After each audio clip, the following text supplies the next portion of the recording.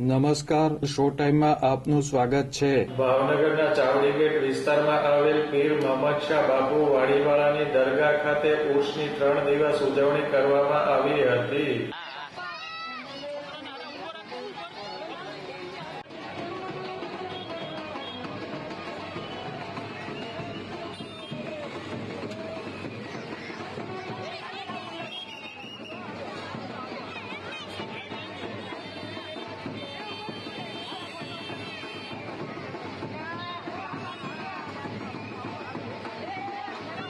ઉર્ષ નિમિત્તે દરગાહ ખાતે સંદલનું જુલુસ, ચાદર વિધિ, સલાતો સલામ, સામૂહિક દુઆઓ, ન્યાસ સહિતના વિવિધ ધાર્મિક કાર્યક્રમો યોજાયા હતા, જેમાં શ્રદ્ધાળુઓ મોટી સંખ્યામાં જોડાયા હતા.